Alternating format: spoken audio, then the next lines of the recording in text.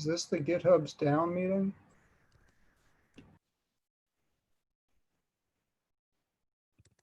Hi guys.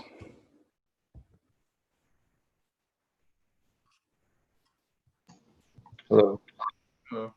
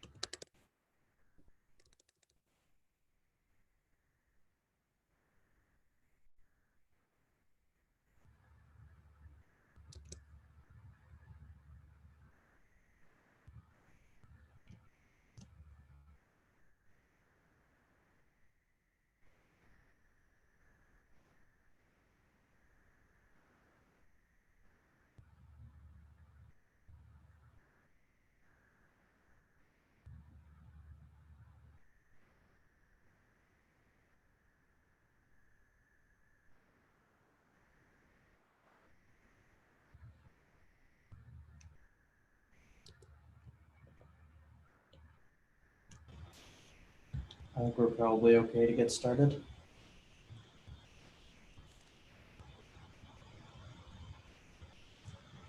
Go ahead. First time on the agenda here, I put I created a GA burn down project. This is just a GitHub project to track where we stand in terms of GA readiness. I don't know who has access to add issues to projects. I think only approvers do. So feel free to add issues to this. If you're not an approver, just go ahead and comment on an issue and I'll add it. But any issues added to the project are automatically added here. Any PRs are automatically added here.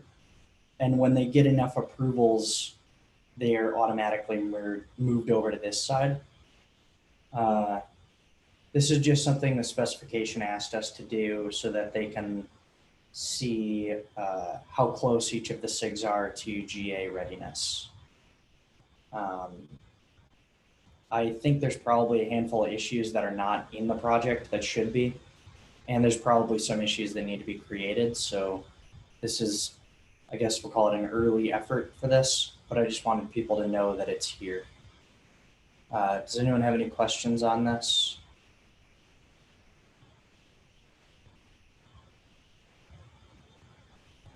No. Okay. I think it's relatively straightforward. One thing I did notice when I created this, so I made this approved column, and if it gets enough approvers, then it's automatically moved over here, PRs are. And I noticed our project settings right now technically only require one review, which is why this is over here. And I was wondering what people think about changing the project settings to match the contribution guidelines, which currently state that you need 4 approvals. Does anyone have any reason we shouldn't do that? Why we should leave it at 1? If not, I think I'm going to make that settings change. Wait, say it again. What's the proposition to change it from 4 into how many? So right now, the contribution guidelines say 4, but the project settings, like if you go to a pull request with only 1 review, it says like it has enough reviews. So the project settings only say 1. So I want to update that to require 4.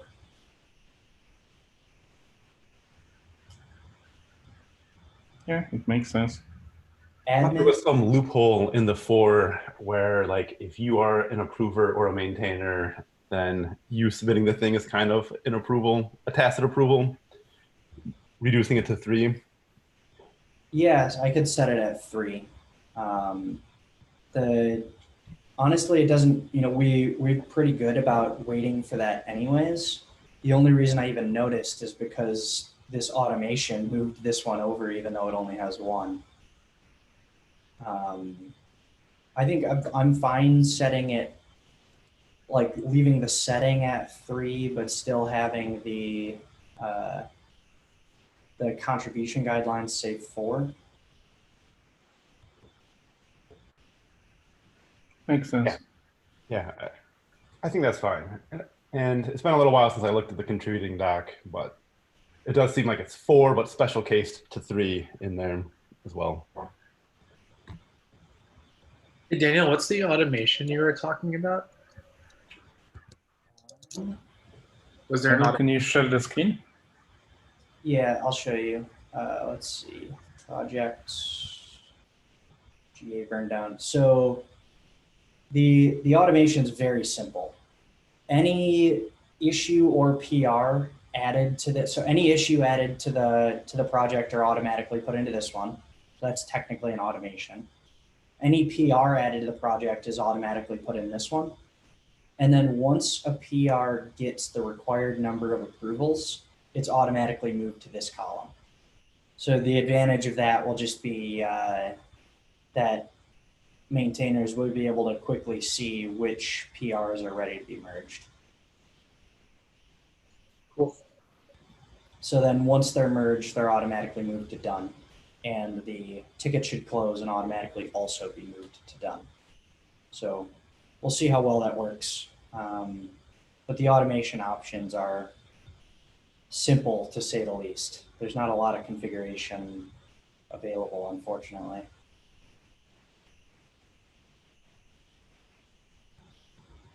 So if everyone's okay with that, I think that I'll update this. 3, save.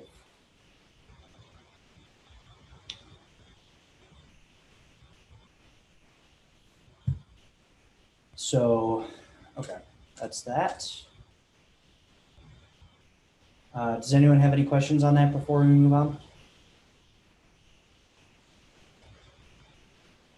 Okay.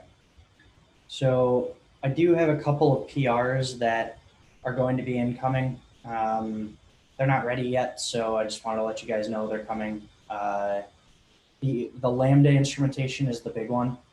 I've been working on this for a while, so this will probably be a fairly big PR, and I'm going to put it in Contrib. And then we've talked about code style for a while, and I just started writing down my thoughts in sort of a code style guide. It's by no means exhaustive or complete, and I will be very willing to accept any changes or feedback from anyone. So hopefully that'll be ready to make a PR on that tomorrow. I would say today, but I have some internal things that I have to do. So I'm a little bit busy with internal company things right now. I did also want to draw attention to these two PRs just because they have 3 reviews. They're very close to having enough reviews to merge. So, Daniel, sorry to interrupt you, but you're still not showing anything. oh, I'm not sharing my screen. Yes. Yikes. Okay.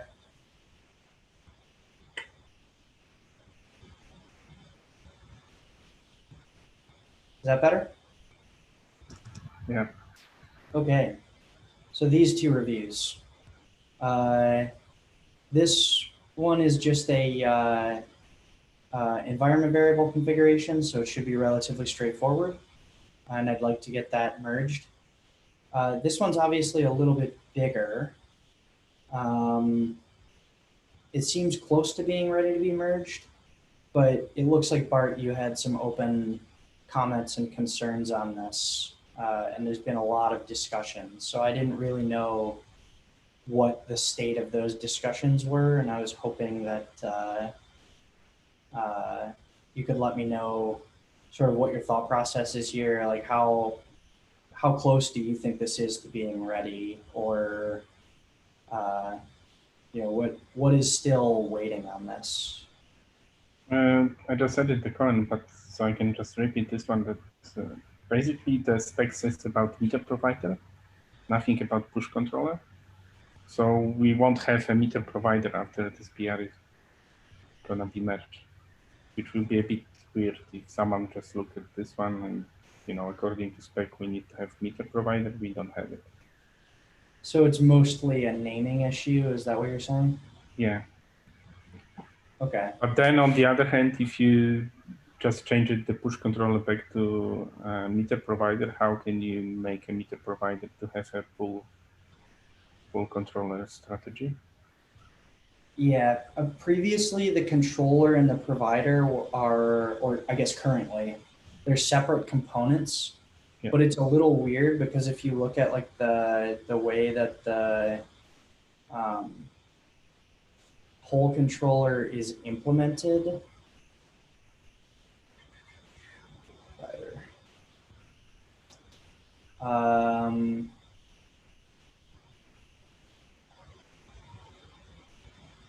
oh, it's in the meter. Sorry.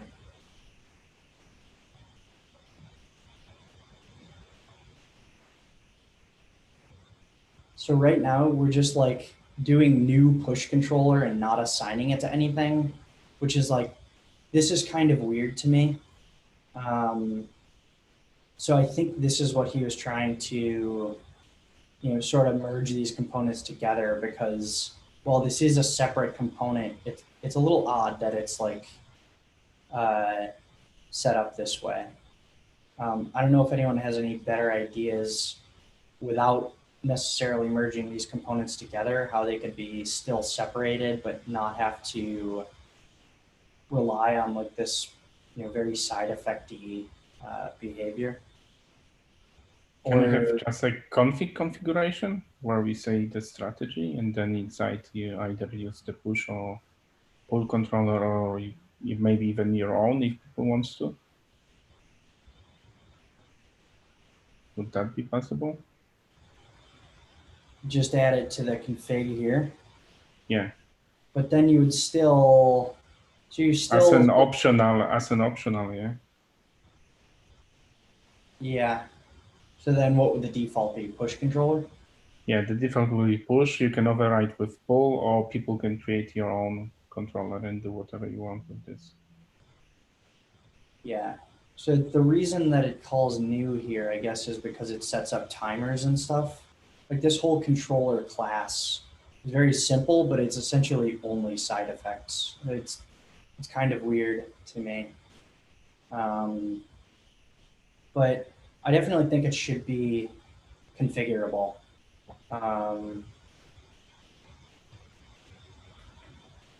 So I guess what the PR was trying to do is make it so that there would just be two different meter providers that create meters with separate controller behaviors rather than setting it as a configuration. I guess I'm fine either way with this. But I do see where you're coming from, where like the naming is a little weird. If we don't have something called meter provider, then we're not matching the spec and people might be confused.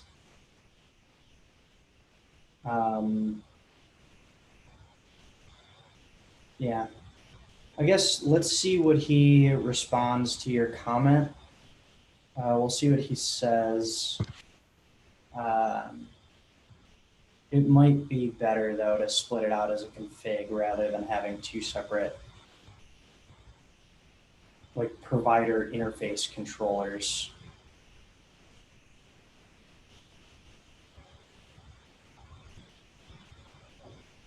Yeah, I guess what would he have to do to satisfy your concern here? I guess is my question. Yeah. I mean, if you go up, I think like 1.5 months ago, the Mayor had exactly the same concerns. If you scroll up, it's on 6th of May, I think. Yeah.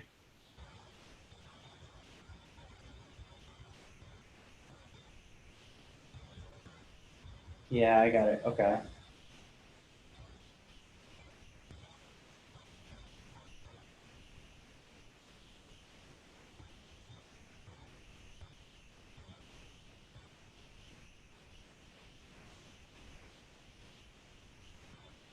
Yeah, and it looks like he's not.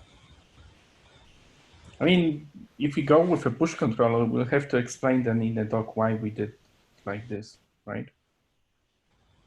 So I think And, this creates both of them.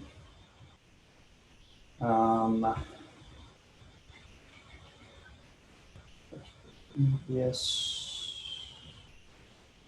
I mean, this is kind of like you are not only creating, because it's creating like a pipeline for the push controller with Prometheus.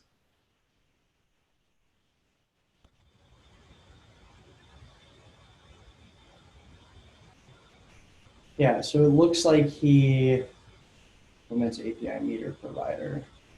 So he extends this base controller, has a pull controller and a push controller, but these are the meter providers.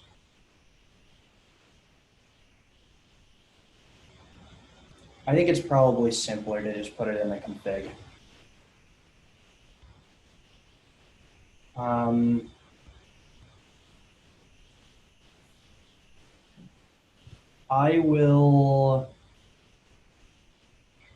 I'll reach out to him and see what he thinks about that. I know that his time zone makes it difficult for him to join these meetings, so he's never in here. But I can reach out to him separately and see what he thinks.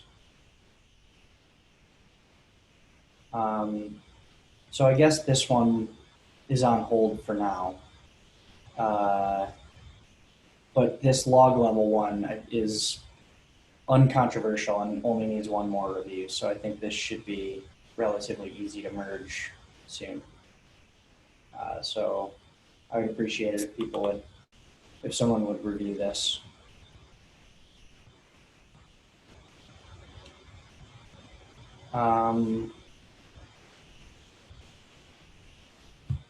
The other PR I wanted to bring up is the baggage open tracing shim.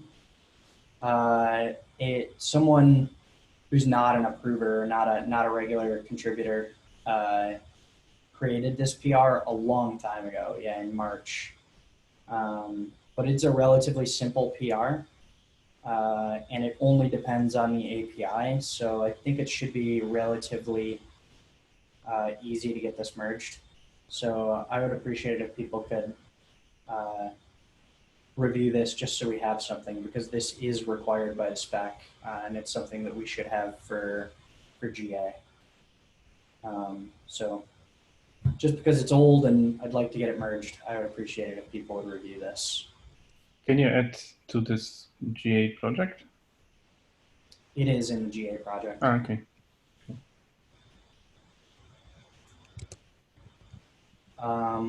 Reza, do you want to talk about the new plugin design? Yeah, sure.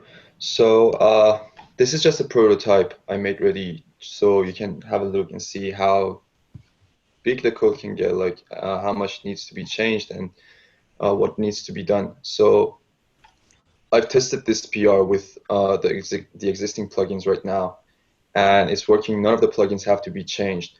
And the only thing, I mean, after this PR, the only thing that has to be changed in this PR is that I have to use the API global tracer and global meter provider to get the global tracer. And then also, I forgot to make the provider and tracer provider optional here, so that needs to be fixed.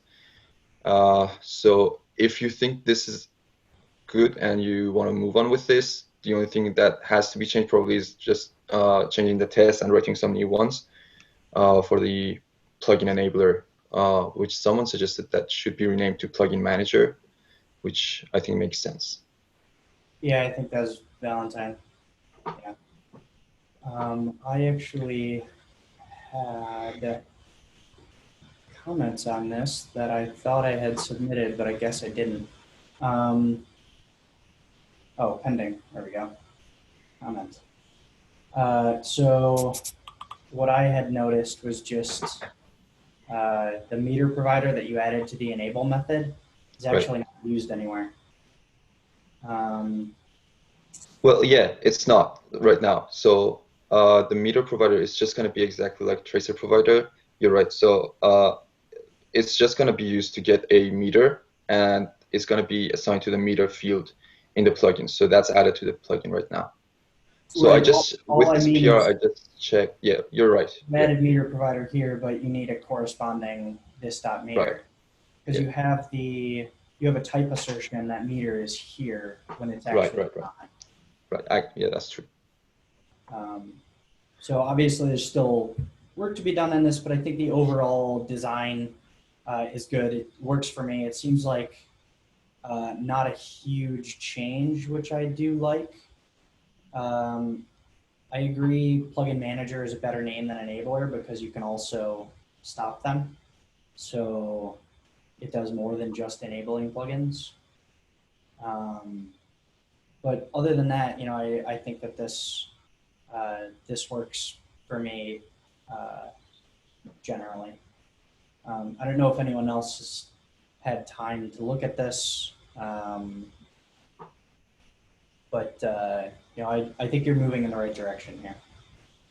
All right. Do you have Thanks for any that. specific questions? Not about this one. So I'm just gonna work on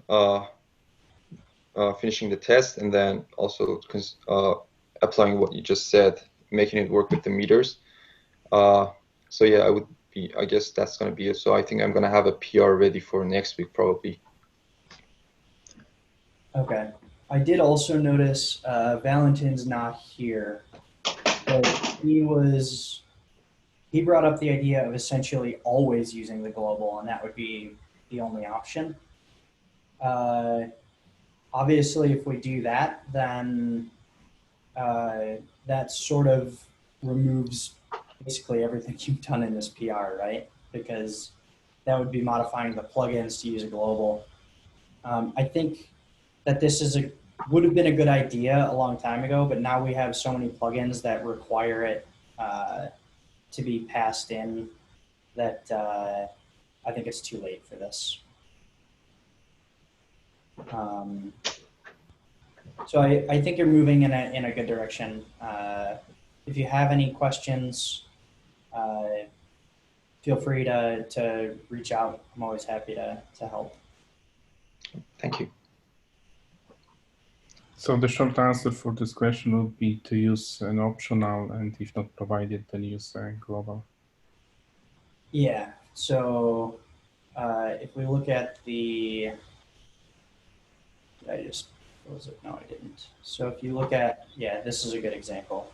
So he has this, when you add like a new plugin manager, you could pass in a trader or a meter provider, but if you don't pass one in, it'll just use the global one. Am I understanding that correctly? Yeah, that's right. I don't have any nails. I mean, she fell on my So does Mhm. that seem okay to everybody? I don't know. and it's like new, like it does happen. I Okay. have to look at the code and then can comment more. Yeah. Obviously.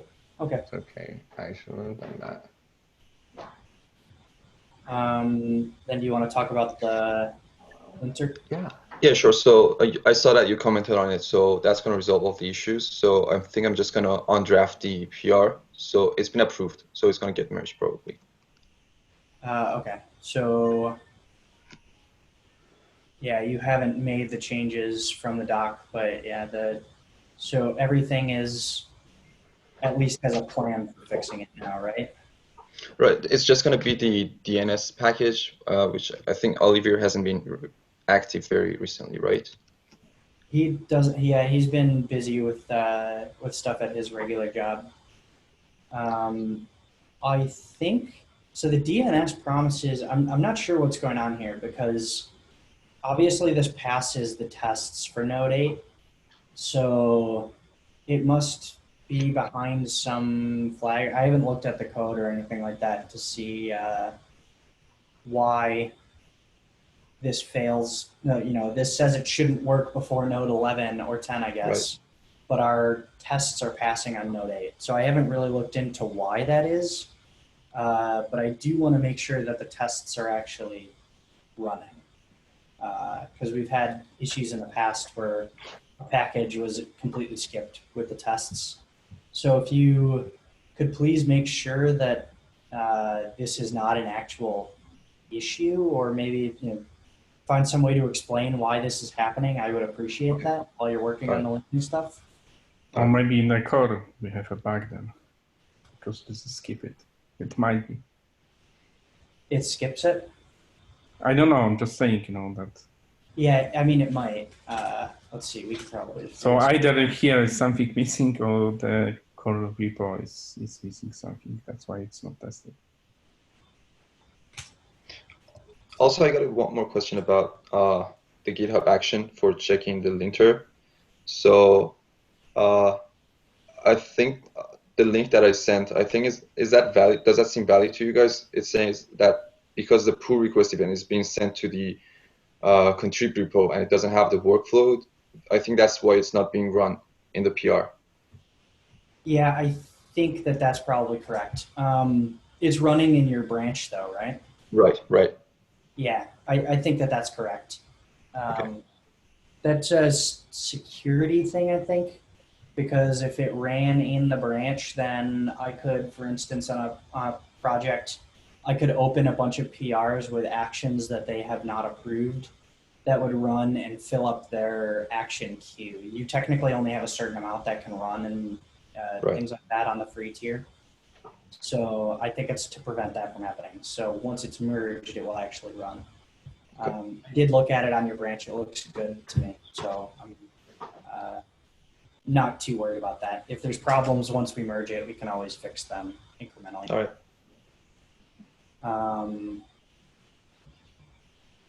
I did just notice here, where was I? Oh, over here, yeah.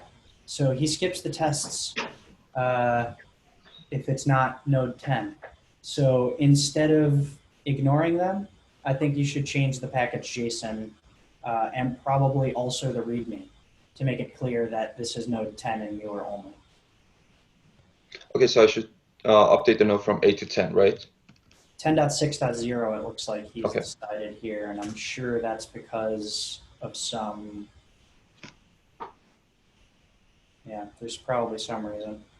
I guess 10.17, it looks like, is actually what you need to use. Okay. Okay. So yeah, if you could just update the the version range, and then make it clear in the README that All right,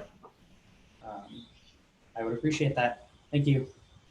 no problem. It might have been experimental until just looking quickly at DNS promises on Node and open issues. It may have been experimental in Node 8, but still existing. Anyway, or Node 10, I apologize. All right, sorry about that. Yeah, no problem. Okay. So yeah, I mean, that should fix this last issue, and then we should be good, right?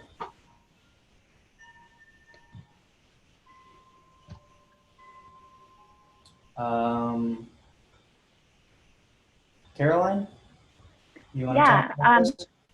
Is it Caroline? Caroline. It's Caroline. Okay. Yeah, so I wanted to touch base on the rename from plugin to instrumentation. So it seems like, based on the conversation that's linked in that issue, that we plan on changing the wording to be instrumentation for new plugins, and then eventually possibly update existing modules, but kind of not immediately. So I wanted to confirm with the group that for a new plugin, I should be naming it instrumentation, and that this is kind of still where we stand. I just wanted to see if there were any new opinions on that. Yes, that is my understanding. I talked with the other maintainers about this at the maintainers meeting 2 weeks ago, and as a group, we decided essentially that this is probably going to be painful for some SIGs that have been using different naming schemes, but that in the end, it's important that we use consistent naming. So instrumentation is the way to go moving forward. Okay, all right, that makes sense. Also, just to update on status, I'm finishing up the plugin for Koa and should have a PR out soon. And I was kind of looking into other web frameworks to also build instrumentation for, and was looking into Happy. So if anyone has any thoughts on that, I guess, or feedback on that as a choice, there is an ongoing issue there, and there's been a little bit of conversation, but just wanted to bring it up in case anyone had any thoughts. You know, I mean, it's, even if they do deprecate the project, it's very popular. So it seems like it's not going to be deprecated based on the issue that you linked. Seems like they're planning on continuing forward. And I know that this is a popular project, so I think it's worth it for us to instrument this. You know, if it becomes deprecated later, then that's what happens. But right now it has 250,000 downloads weekly. So I think it's something we should support. Okay, sounds good to me. There was one other, if you're looking for other web frameworks to instrument, there was one other that I know is popular that I cannot think of the name right now, which I know is unhelpful. Fastify? What, I'm sorry, what? Fastify? So Fastify, I think, is one that has been requested before. I don't know if anyone's actually working on it. Looks like no. Yeah, there was that issue. Oh, Fastify as well was raised prior, and I believe there was someone working on Fastify for a bit, and I think they dropped it, but I'm not entirely sure. I was trying to check in.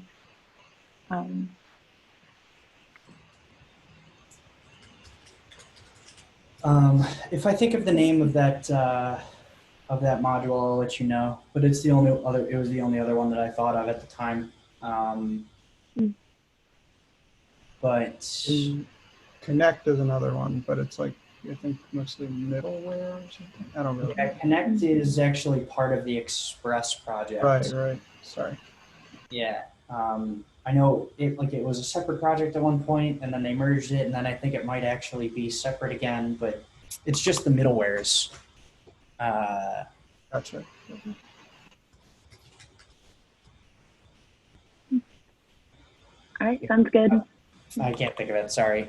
Is it? Yeah, let me know. Nest.js. Hang on. Okay. Yeah, so this is the other one. I know this one's fairly new, so I don't know what its like download numbers are like. I'm trying to find an NPM link here. Figured it'd be easy. Oh, that's GitHub.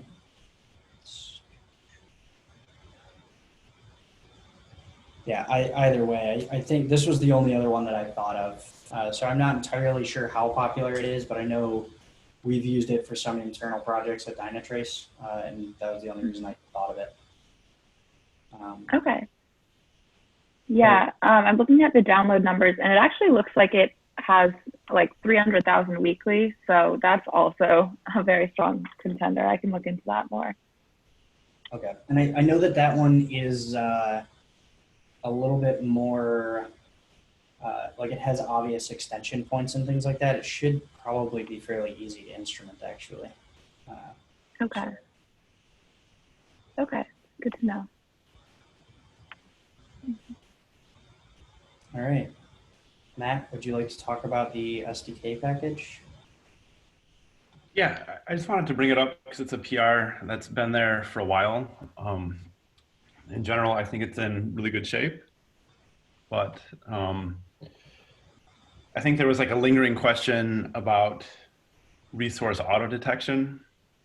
And then I think I had a comment about having like a global shutdown. I feel like those are like the only two issues.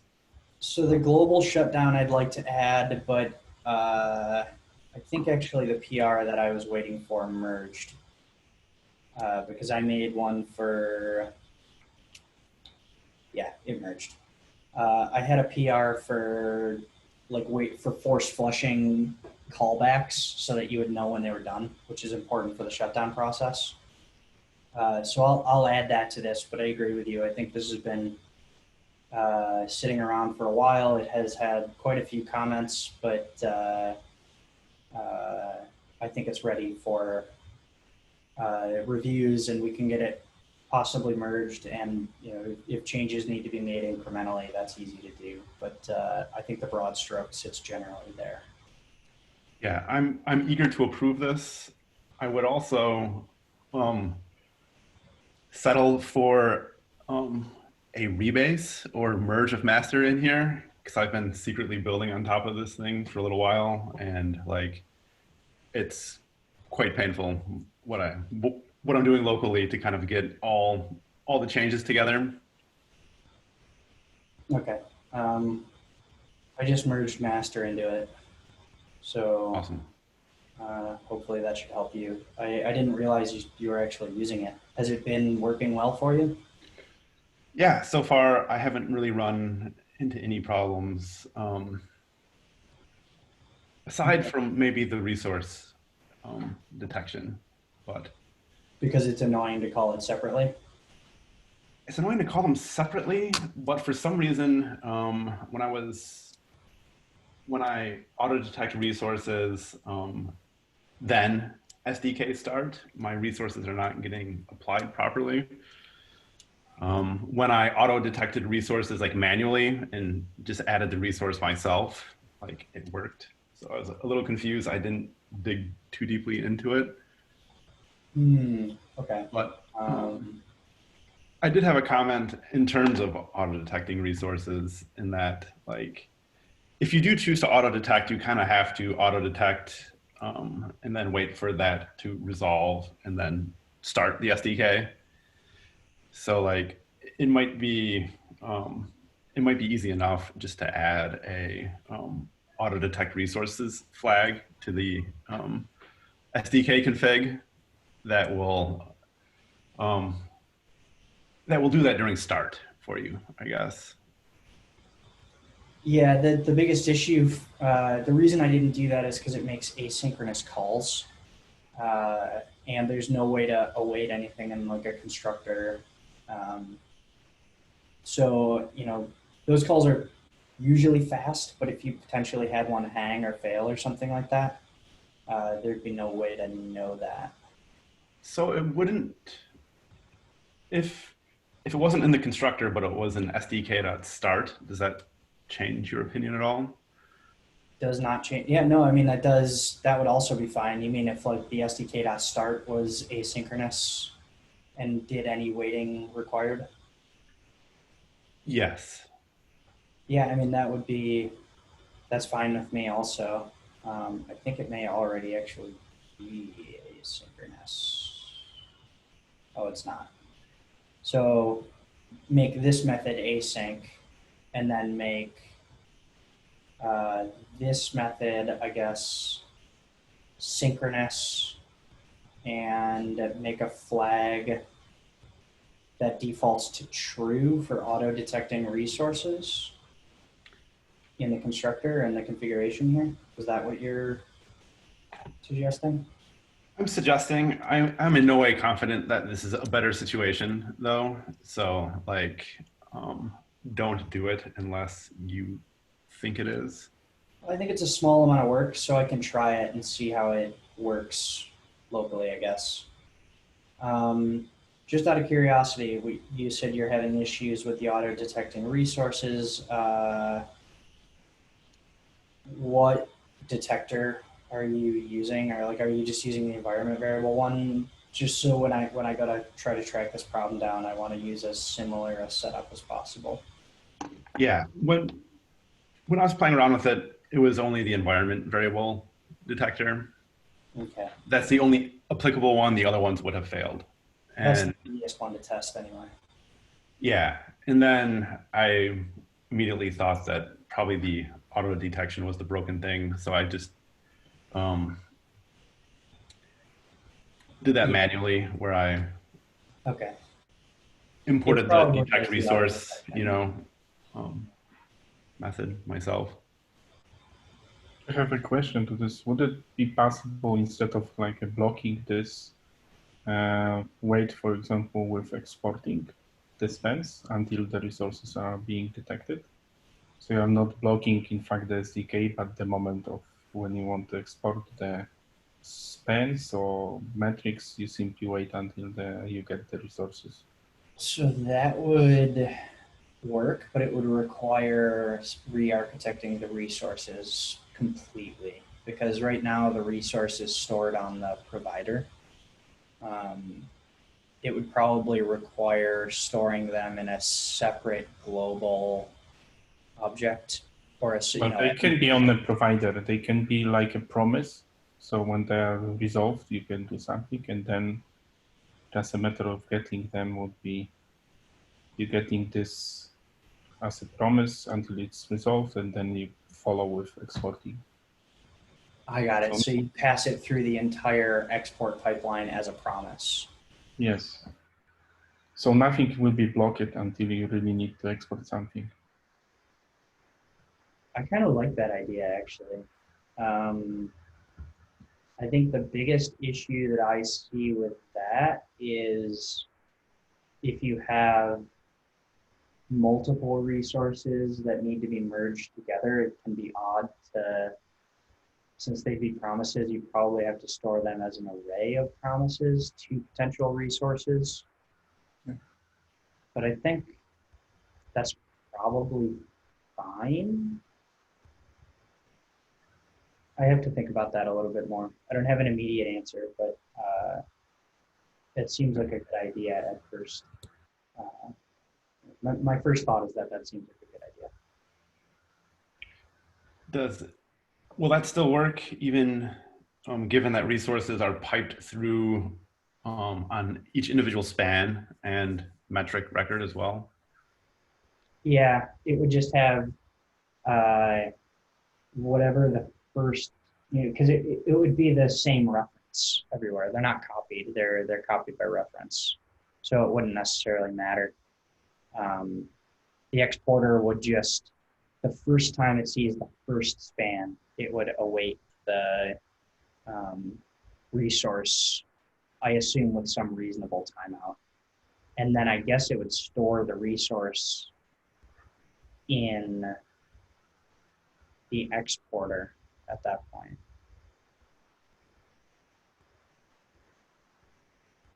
Or I know you can await a promise multiple times too.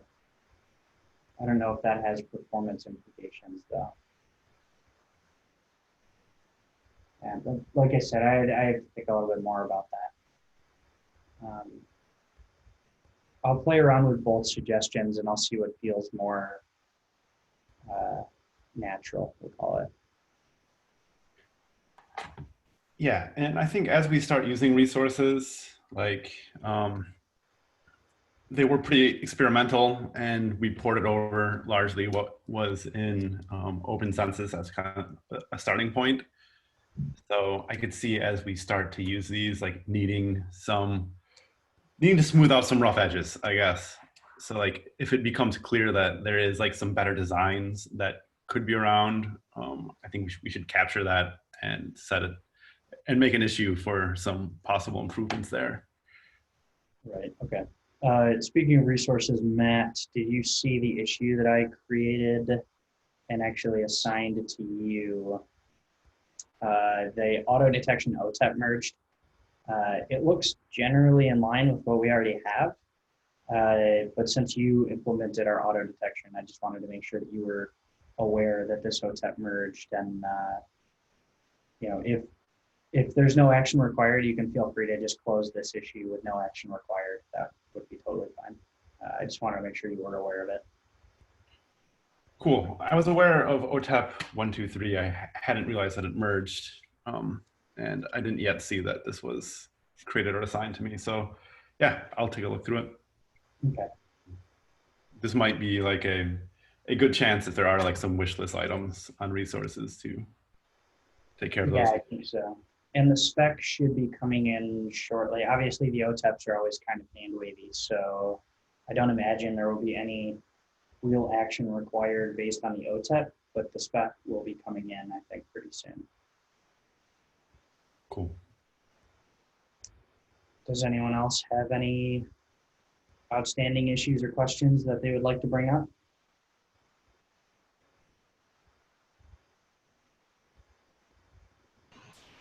I have, not to keep you guys, I had just before the meeting, I made a PR for a vendor specific exporter to the main repo. The builds are failing because GitHub is having some issues. So sorry about that. So I'm probably not push again, but I know that when I'd spoken with you guys a few weeks ago, you had asked to make a PR and just label it like don't merge.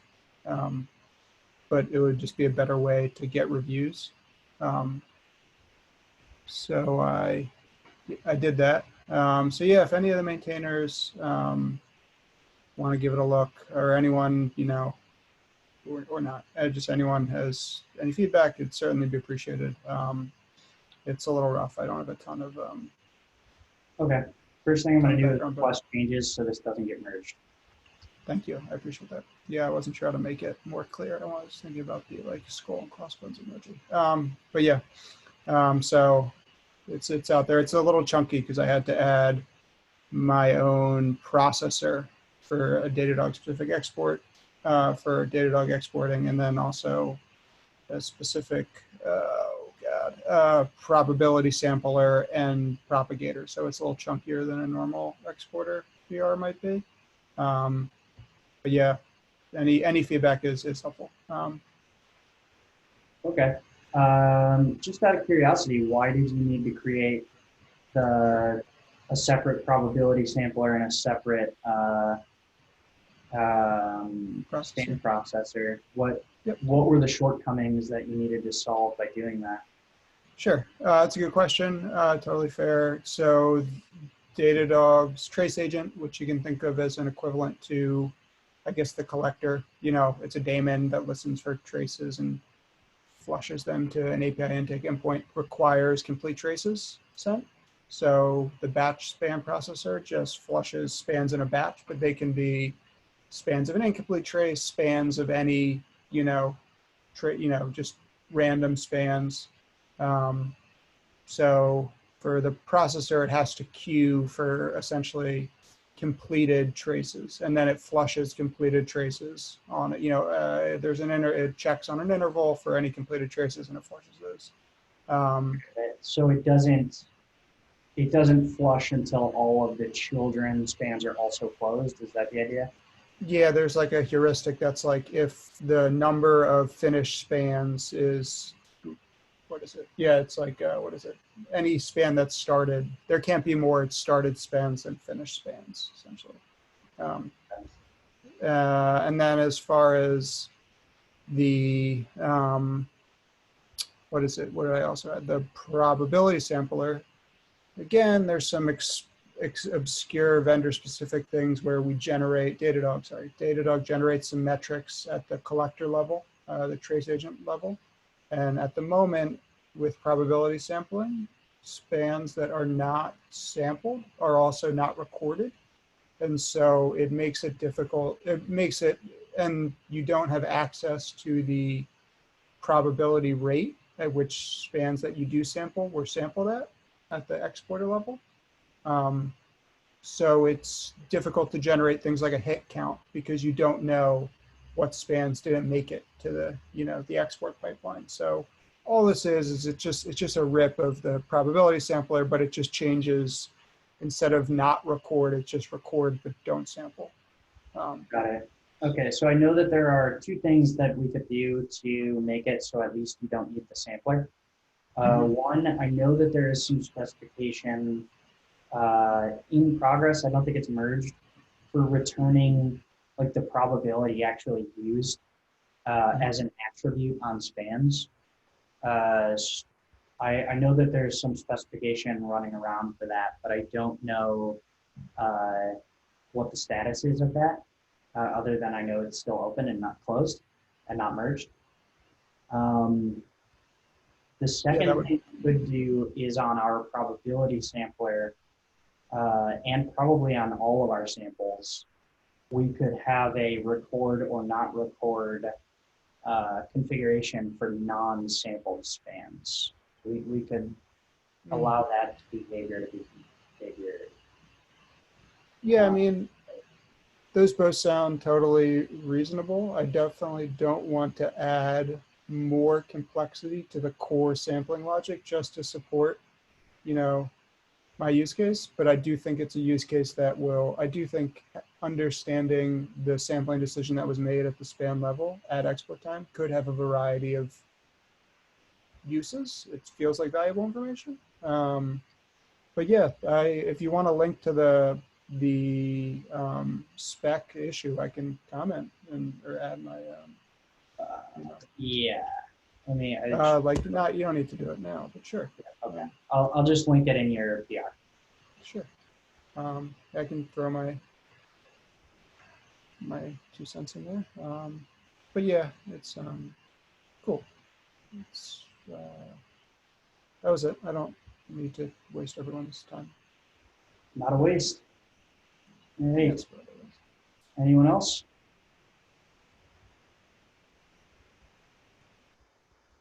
Okay, then I guess everybody have a good week, and I'll talk to you next Wednesday. Thanks. Thanks, you guys. Thank you. Thanks, everyone. Thank you.